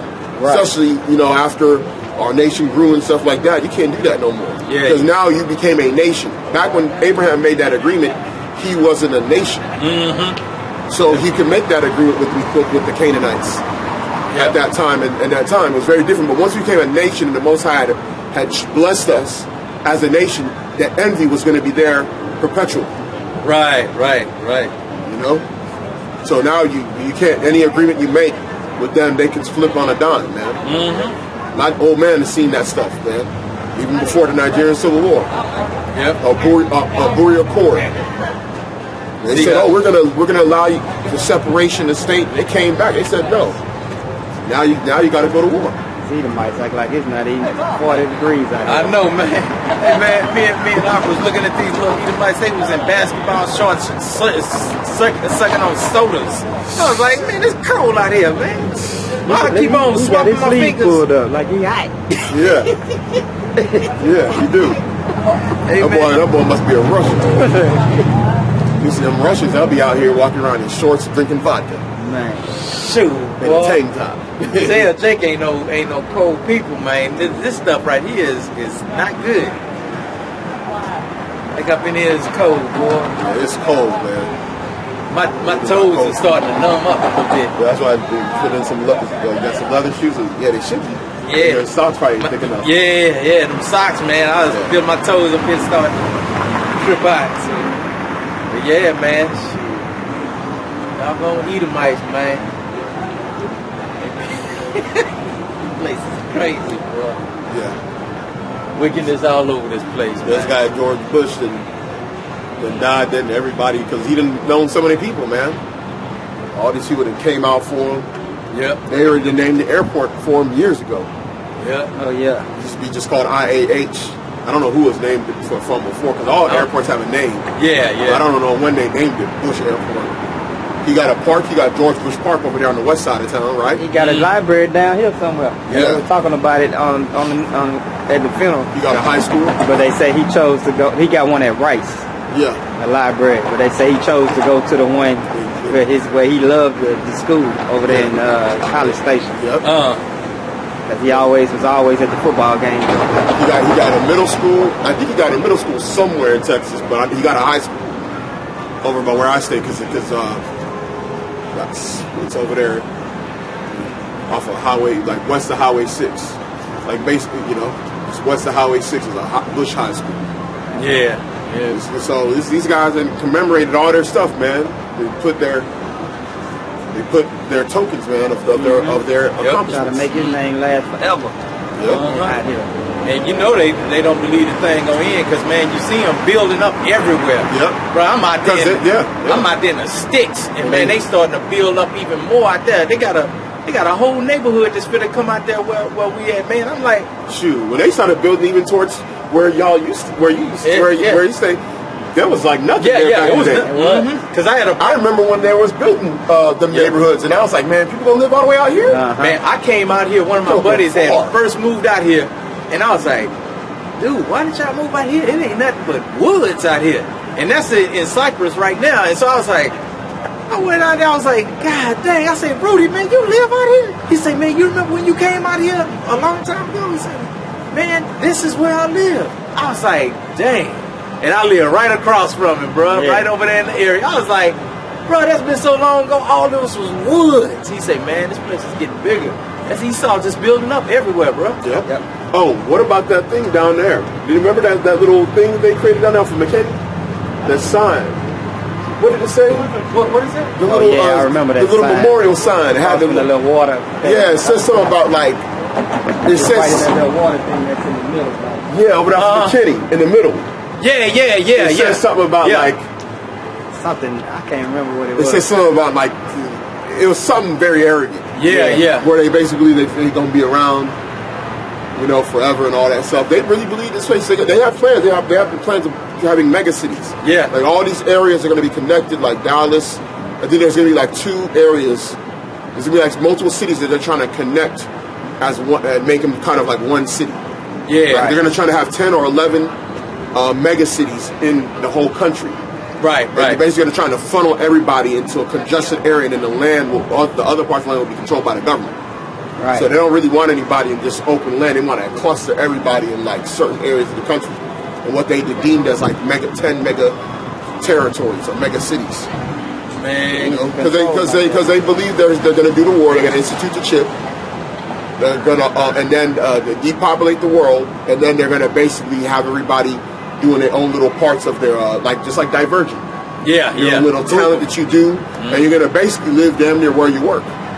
Because you'll damn near be coming out of a freaking probably 10 by 12 room where you work and you shower And then when you leave, you'll probably just walk down the street because they don't want you to be driving.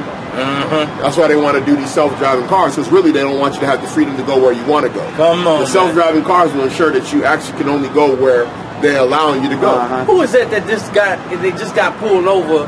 He was towed up in the car, but the Joker had a self-driving car. It was just recently. Man, Joker was towed up in the car, and I have to read that. And they pulled him over. Because there ain't no self-driving cars you can buy right now. No, you can't buy it. You can buy a car. You can buy a car that can drive you. There's somebody wealthy, man. He was towed up in there, and they pulled him over.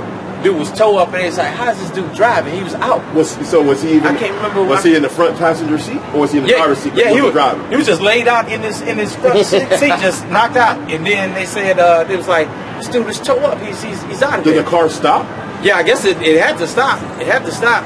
But when they got it, when they was talking, the only car that could do that is a Cadillac CT6. It got this highway Super Cruise, where you can literally not drive, but then it'll brake for you. So let's say like there's a car and you're not driving, it could brake and then come to a complete stop, and probably be like because you're not controlling. It sees that you're not driving. Right. I think it can sense like how you are. But yeah, that's crazy. But that's what they want to do. I think in the Minority Report, man, I don't even watch the movie in so long. I have it on DVD, but I can't find it no more. He wasn't even driving when he gunned them cars, right? Those cars were just driving him to where he needed to go. Yeah. You basically damn near put in a destination, and you go there, and that's how they're going to control what you're doing. That's how it was in Terminator. the new movie, Upgrade. The new movie, Upgrade. An Upgrade, they was doing that too? Yeah, they had the car. So he wasn't driving, it was just taking his wife sitting in the back seat talking, and the car just going. Yeah. She talking to the car, telling her to take us home. And they take them home.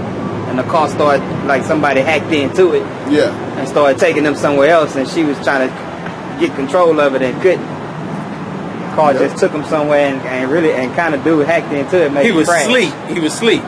They say police pulled over a self-driving Tesla with sleeping man behind the wheel. Interesting. This was 5 days ago, December 3rd. Well, it's not a full self-drive. Yeah. It's probably one of those like cruise control joints that can, that will drive and accelerate when you set like no, it says the driver, 45-year-old Alexander Samek, was drunk and had passed out on his way home. He was drunk. Cause I think I saw this on the. If you own a Tesla, man, you can take a Uber home. You could afford to take it if you got that kind of bread to have a Tesla. You could be like, man, I'm too drunk. Let me just call a cab or something. He said you could. That's risky. You could argue that having an autopilot system driving was probably safer than giving the heavily impaired human control of the car, but neither situation is legal. So they pulled him over, but he was towed up in the car, and the car was driving itself. So dude was out. He was passed out in the car. Yeah, that thing wouldn't last long. Because I know the Cadillac has the Super Cruise, and it can drive for so long until it realizes that you're impaired, and then it'll start making an alarm, and then it'll come to a complete stop.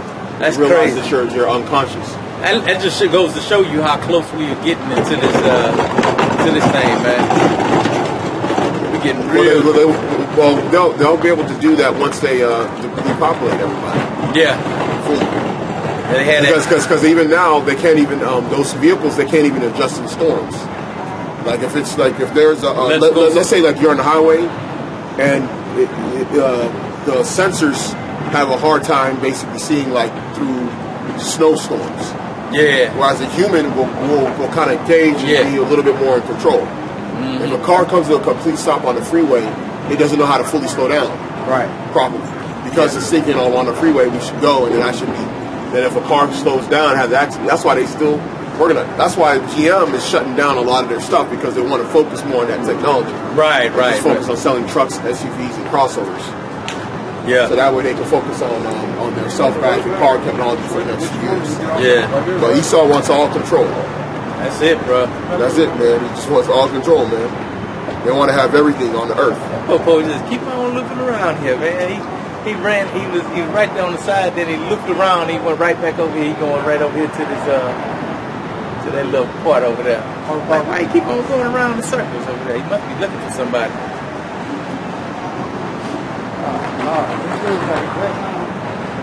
Yeah. That's that young brother passed the other last week with all that makeup. I ain't with his boyfriend. Now me and Ox saw this one there. You saw that little girl that had the beard. Look, Yeah. Look, he coming with his girl, with his boyfriend now. They coming that way now. Man, that's the same one had all that makeup on that day. That's what they have. Yeah, because I was like, man, I say, God, no.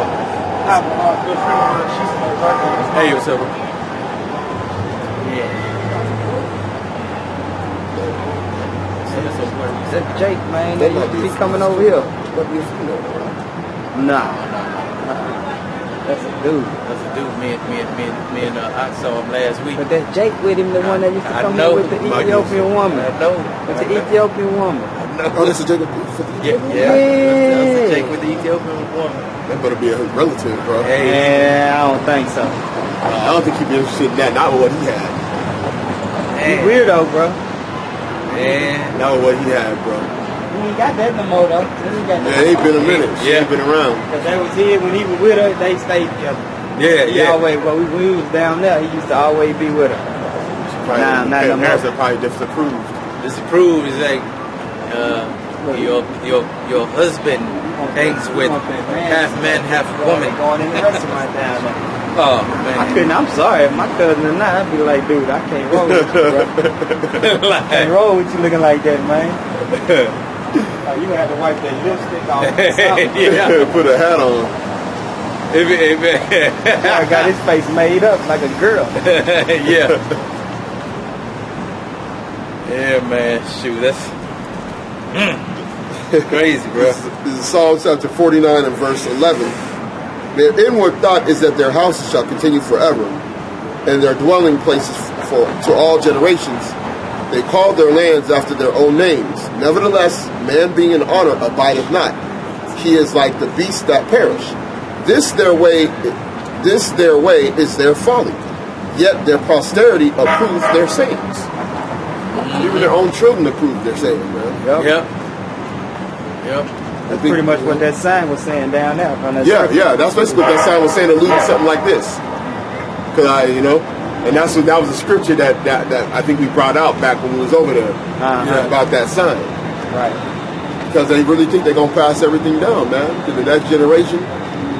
Yeah, we took the land. After they took it and laid it after them. Yeah, this is our land. This is our country. Their posterity approved their saying. Yep, that's right. Right? This is our land. This is our country. Oh, no. Popo, just keep on going right there in that corner. You see it right there? Which one? Right there in man. He's pointing. He's looking right at us. Right there. See in the van? Between you see him in the parking lot? In the parking lot. He right there. He parked right there. He left. Came What's over there. driving? No, he right there in the parking lot. You see, right by them bushes over there. Yeah. Okay. He's like right there, and he got a straight view to us from this cat corner. He keep on moving and he come right back. Like something underneath his bumper. Right. See it? Like he ran over something in front of under his bumper. Oh yeah. I don't know what's up. He right over there on the side of the bushes right there, just straight angle, right across from moonshiners. Yep. They ain't got no ugly sweaters out today. Like I know they ain't doing they look. Yeah, that's weird. So, last week they was going hard. When you get to that day, they should be. Yeah, they went hard. I guess it was Ugly Sweater weekend or something. That first weekend. I think, is like the first week they're supposed to do that stuff. Yeah. I wonder where your boy at and his girlfriend, the one that was in the wheelchair, her leg got messed up. Oh yeah, we ain't been seeing them in a month. I think I seen him in another area. He ain't over here no more. I seen him walking around. She done probably passed away. And you always kind of wonder how them people be living for something. Yeah, man. That was some years. She probably got an infection, got sick. That's probably what it was. Cause I told you that leg wasn't gonna never heal because she drank too much alcohol. They drank alcohol. They probably didn't amputate it. Or she done maybe probably got an amputated infection, got sick. Her health is already failing. Well, I didn't see him walking around somewhere. But he wasn't over here. But I was probably at Rice now up in the one of the cadavers. That's what they do with them. Yeah. Make you study, tell them to study what ailments you think this person has. Yeah. They raising their liver. Yeah. They look like they were a heavy drinker. Right. What else? check the brain. It's trauma to the brain. Looks like she probably may have been hit. Yep, she was. She had a boyfriend, and they would get the fights, and he would hit her. Study that liver and see what that's sclerosis. Yep. And that's some crazy stuff, bro. This is the number one country in the world, though. Number one country. Everybody wants to come here. The land flowing with milk and honey and minds of people. Woo! I remember my uncle told me that, boy. I was like, oh. I done heard that from My uncle say, man, one of my own too. And he said, man, this is the land of milk and honey. You can beat anything. And bruh. You can become anything. You're not lying. I just right. You're lying about that. Be anything. What's going on, man? All right. What up, bro? All right. Everything good? Oh yeah. So far so good. What's up, be blessed. All right. Yeah, they wasn't lying about you could be whatever you want to be. Yeah, yep. Just one thing they were telling the truth. Yeah, you saw that? Yep. Look at it. Being sassy as you want to be. Ain't no damn sense. Walking like straight up. Hair looking better than the girl now. Boy, hey. It's a protected class, man. Yeah. You know? Boy, got that hair layered.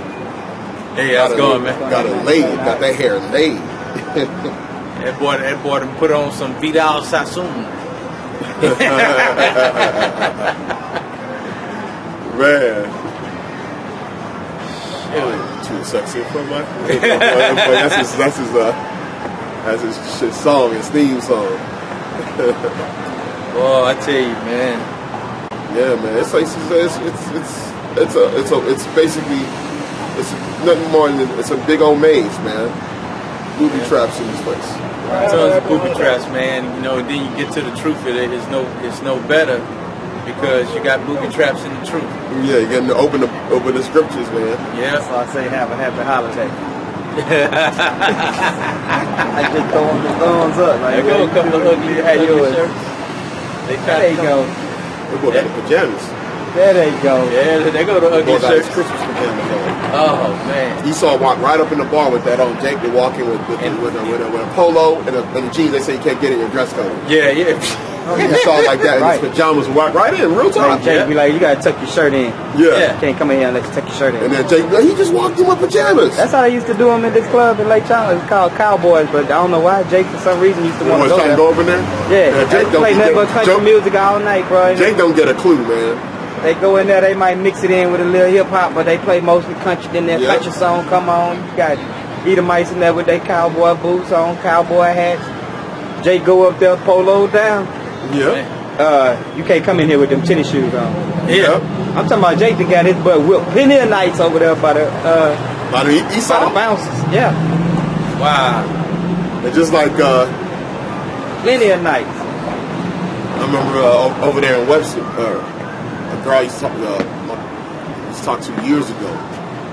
She lives out over there in Clear Lake. And one night she went up there over there in Webster, because Webster right next to Clear Lake, such a big Texas. Yeah. Man, her and one of her friends went up in there. Man, they was calling her all kind of nigger this, nigger that, all that. They called the cops on her shit. She went to jail. I was like, what were you doing going out over there to Big Texas?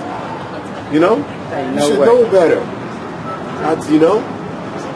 It's like, dang. I told her, I said, I would never have taken you over there. Girl, hey man, the girl look more dudish than he do. Yeah, for real. Probably strapping up on it. No, they holler, they go out holler, looking for scouring for men together. Hey, that's what that look like. Yeah, they probably they go out hunting for the same men. Getting the couples. You get him, I get him. Oh, this world is through, boy. It's Esau, man. Oh man, she probably one got him like that. Yeah. Just went be free. up into Molly's pub. Oh yeah. They be the main ones, man. The women be the main ones. They're like the caregivers of that community. You've been hiding it for years now. I knew that. Even when you was dating so and so, you probably had female girlfriends, and I knew you wasn't into her. Just be open, be yourself. Yeah. Be yourself. Yeah, they be the main cheerleaders, man. There he go. He come out of there. That's why he chilly. That's why he kicking high, kicking and everything in the air like a rocket or something. That boy free. That boy come out that closet recently, I'm telling you. That's why he was doing the high kicks. That boy free. Look, there go another one. Look in the road over there. Oh, Look, man. he was just doing high kicks in front of the train. Hey, man, these people, hey, man, this lifestyle, man. Look at it. Is that a new one? Hey, that's a new one that just walked across. Hey, man, this place is inundated with this stuff, man. All because This of is East done. Side. They're trying to get everybody on it, bro. They trying to get everybody. Hey, man, can you just think, man? Getting heavy in the commercials. Oh yeah, heavy. It's heavily being commercialized. Oh, Big time, bro. Heavy. Heavily being commercialized. You can't even watch. Hey, man, look, me and one of my coworkers, you know, we into the Marvel. You know, we watching, you know, we comic book type thing. I don't really read the comics books as much as he do, but we get into the little animations and stuff, and you know, because that's what we grew up on. And so I was telling him, he said, man, I can't even watch the television no more, man, because they coming up with all this stuff inside the TV. He said, so he tried to get into his Marvel, like that, I don't really watch some of the stuff he watched, like the. They got little cartoons. No. What's the girl, the Supergirl? They had the homos in there, and he was like, WB stuff. Yeah, he said, man, I can't even watch that. He said, I don't even watch TV. He said, I like to watch the Supergirls at one point. Then they start putting homos in there. He said, I stopped watching that. Then he started. Oh, speaking of that, you know Buju Banton? Buju Banton. Buju Banton. He's got free. The Jamaican reggae artist. Man, I don't know him. I've seen somebody just did an interview with him. I seen him doing an interview with somebody. Boom, bye, bye, boy. You know what I'm talking No, about? When he got the anti... He was locked up. He had the anti-gay song. Oh, no. He was a reggae artist. Remember back in the 90s? He had that same beat. They had the same beat to that. He basically had the same beat to that Shabba Rank song, that Flex, and he kind of and they did a spin. He used the same type of beat. I had to probably see. It was like a big time Anti-gay. Yeah, I'll play it. Well, he just got out of prison. He just got out. I just Oh, seen and then him they doing got an interview on YouTube. They got your boy Hart. Remember Kevin Hart was about to do the what kind of award show? But then they pulled up. Yeah, they pulled up. They did that on purpose. When they gave him that, they knew they were going to do that too. Yeah. So it wasn't like they chose him and then somebody made an uproar about some comments that he already apologized about. Yeah. They knew that they were trying to put him on Front Street to basically show all them Jakes in Hollywood That all of y'all we can get. Yeah. We control your money, we control what you do, and we're gonna see what they use that as a shield to say that we are discriminatory. Right. So the only way they can do that is they got to push that LGBT stuff out there as like a freaking Trojan horse. Yeah. To do what they're really trying to do, which is just so that's kind of how they get away with being able to be racist towards us, because they say, oh, well, y'all being. First of all, our community is the hub. It has become the hub of where that stuff can basically be done without freaking being checked at all. Right. And you know what's so cool about it, man? You know, this dude because we're in a complete matriarchy. So the woman in the matriarchy, they support that stuff. They raise their kids into that. Man, I want to see one of them Jakes just come out after they hit him with that. He's like, man, I don't give a damn. I don't like them son guns, man. Y'all don't like them either. Somebody just need to come out. What they gonna do? Yeah, just be straight. I gonna cash my whole bank account in. Yeah. You already got the right. Yeah, give me all mine. But it like the man can't have nothing. Oh yeah. I remember. They even got the female Spider-Man coming out. I remember that. The Spider-Woman. Oh Yeah, I remember that. They got the female Spider-Woman coming out. Come on, man. You know, it's an animated cartoon with Spider-Man and the female Spider-Woman. Bruh, when I was into those comics back in the day, they had Captain Marvel. He was a dude. Now they got a woman with the Captain Marvel, and so all the stuff is changing to that feminine energy. Yep. And so it's like, so what I did, I told the dude, I said, man, you got to go to the animation, bro. All this here stuff it's too homophobic. So I pulled up some animation, some recent ones, 2018, and I gave him all my old stuff, and he said, man, these some good ones. You know, he was up there watching all the Batmans. He said, that was a good one. Man, I pulled up this one called the Raid, Freedom Fighters. Dude got these powers and stuff cold. Man, bring in a little Asian Chinese boy, and you can tell by the drawing it was a homo. I heard they finna really have the next Black Panther like that. Come on, bro. Like he not even finna be in the movie. Bro. They say them women warriors finna be the ones that's gonna be fighting, and they gonna all be gay. Come on, bro. I heard there's going to be more female focus on the next one. I did hear that too. Man, I didn't read that. The dude that did that, man, he purposely did not put that gay, because in the comic thing, them women were gay in there. But he didn't put that in the movie. Yeah. So it was like, so oh yeah, you did it, man. You got somebody who put a man spin on it. Yeah. So now the next one, I guess they like, nah, we don't want this in there. You need to go ahead and put that in there now. That's what it's gonna be, bro. That's how they say the There's new no doubt the be. next one is gonna be female focused, bro. I seen that on IUIC them. They were going into how like every time like we have a black hero or whatever try to rise up, Esau always try to downgrade him and make him look like he ain't got no power, like a Edomite might come in and take over, like in Blade. Blade. Like they did in the latest Blade. Blade. They brought in Jessica Biel and Ryan Reynolds. They brought it. That boy hated, and they switched it up. That boy hated that boy Ryan Reynolds, reading bro. in the blogs how the new Black Panther not even gonna be in the movie. It's gonna be about the women. I can see that. Man, hey, they put because Storm is part of the Black Panther world. Because she's from, I think, Wakanda or another neighboring kingdom. See, what they were talking about was how all the black leaders you should have a successor. In order to keep your thing going on. Correct. Yeah. Like Nate was saying, like if they take him out, he got these other brothers that can keep his thing going.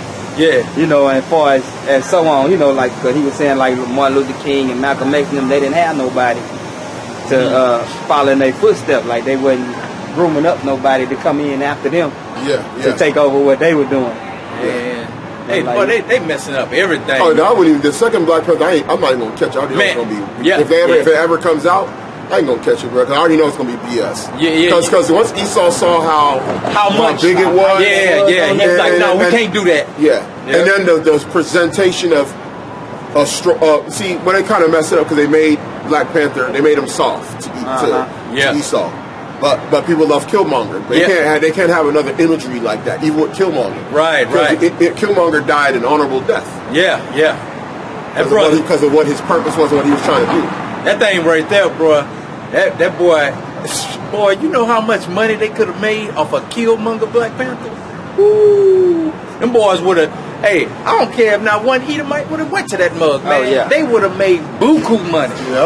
Esau went and watched it because the numbers came out so high that first weekend. And Esau is about knowing what's going on. Esau's inquisitive. See what the hype was about. I'm gonna tell you something. They got to go see what the message was in there too. Look here. I had an Edomite come up to me at the job.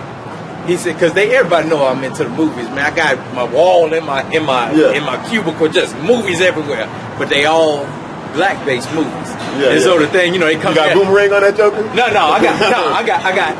got my what's your boy Django? I got my Django in there, and my boss came over. He's Iscarite. He came over. He said, man, what are you doing in here? I was like, what you talking about, man? He said, man, you got Django in here. You got Pancho Villa in here. You got what's the Indian boy? You had a machete. Pancho V, he got the guns. He's like the shit. Oh, there's a movie now. Yeah, it's with Banderas, Antonio Banderas. And then I got the your boy West Studi.